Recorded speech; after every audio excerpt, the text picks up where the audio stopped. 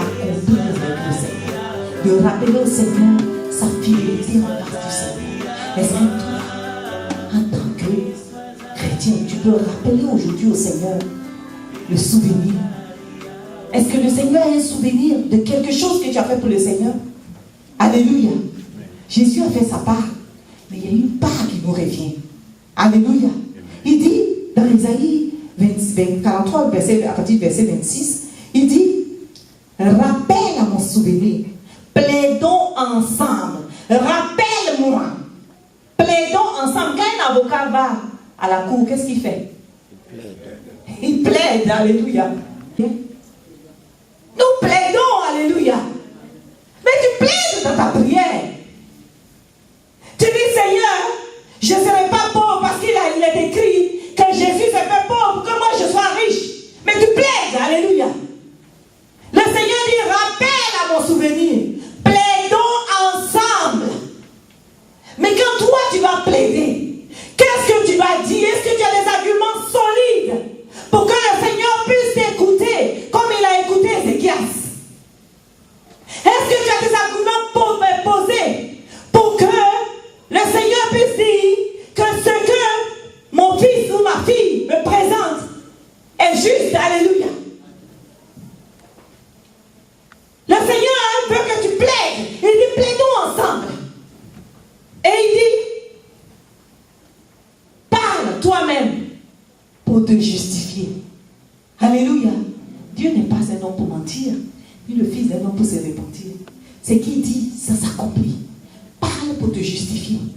Seigneur, regarde-moi, parce qu'il y a des gens qui se justifient toujours. Ah, c'est moi qui dois être comme ça.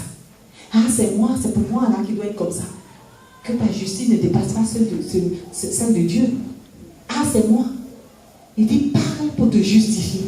Quand tu pries, est-ce que tu sais pourquoi tu pries et puis tes prières ne sont pas exaucées?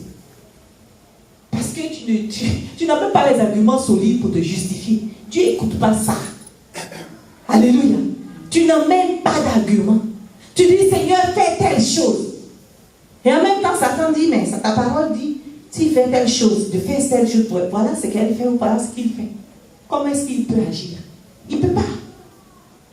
Parce que ta justice, tu ne te défends pas très bien. Tu n'as même pas d'argument pour te défendre. Parce que toi-même, tu as tout gâté. Tu as tout abîmé avec tes habitudes, tes comportements. Tu as tout abîmé. Et tu n'as même pas de mots valables pour plaider au-devant du Seigneur. Plaidons ensemble. Justifie-toi toi-même. Dis-moi, pourquoi est-ce que je dois t'acquitter? Comment on fait en justice? On dit non, on doit l'acquitter parce que il a tué, il n'a pas fait exprès. Amen. Ou il n'était pas dans son état normal. Et quand quelqu'un n'est pas dans son état normal, c'est comme un fou. Il ne sait pas ce qu'il fait. Et c'est pour ça qu'on l'acquitte. Amen. Alléluia.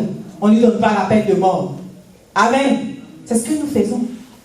Mais dites-moi, qu'est-ce qui va t'emmener à pouvoir permettre au Seigneur pour qu'il s'élève et qu'il combatte pour toi? Quelle est cette chose?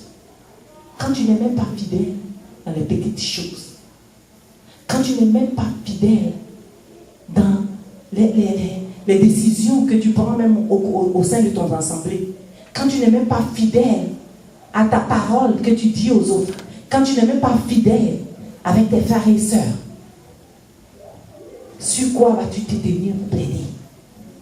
Quand tu n'es même pas fidèle dans tes dîmes et tes offrandes, quand tu n'es même pas fidèle à tout ce que vous décidez ensemble.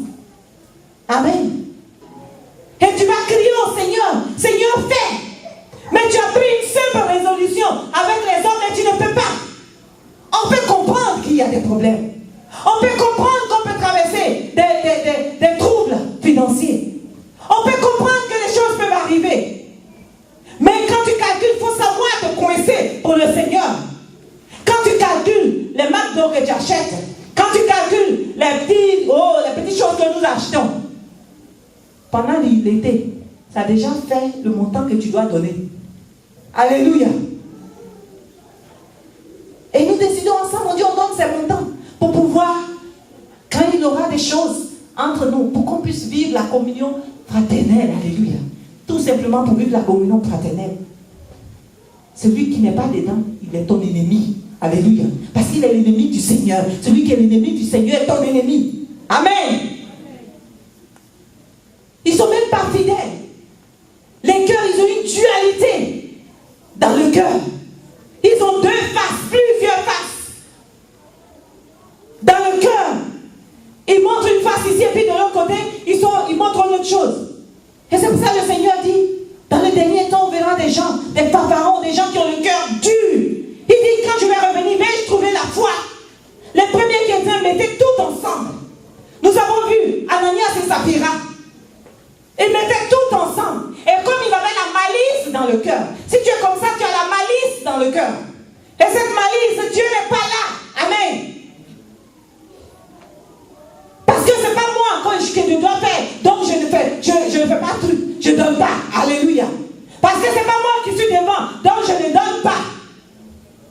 Mais tu ne donnes pas cet argent pour qu'une personne aille s'acheter une voiture ou pour qu'une personne aille manger. Tu donnes pour que on puisse, quand deux mains se lavent, alléluia, pour qu'on puisse vivre l'amour agapé.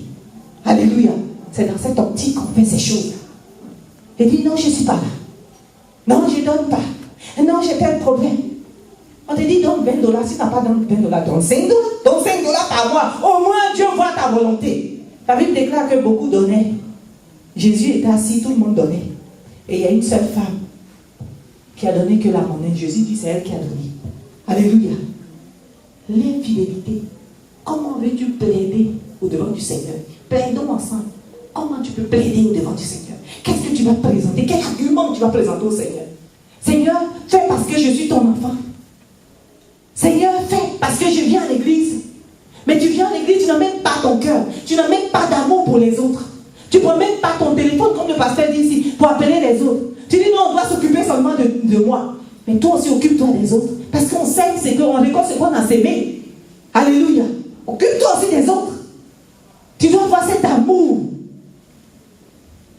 Quand tu vas plaider au Seigneur, avec quoi vas-tu plaider? Quand tu n'es même pas fidèle dans tes dîmes et tes offrandes. La Bible dit, tu ne viendras pas au-devant du Seigneur les mains vides. Quand tu travailles et que tu ne peux même pas donner ta dîme, mais tu vas voir, les problèmes ne finiront jamais. Il faut que tu saches, tes problèmes ne finiront jamais. Parce que lorsque tu vas travailler, que tu vas bouffer la sémence, ou le beurre, et la boîte du beurre, et l'arbre du beurre, alléluia, tu n'auras plus rien. Et c'est pour ça que quand tu travailles, tu vas te payer beaucoup, tout cet argent entre tes mains. Mais tu vas aller à l'hôpital avec. Mais tu vas voir que ta facture a grimpé. Alléluia. Tu vas voir que tu t'en sors même pas. Depuis que tu ne payes pas ta dîme, est-ce que tu t'en sors? Tu as acheté la limousine.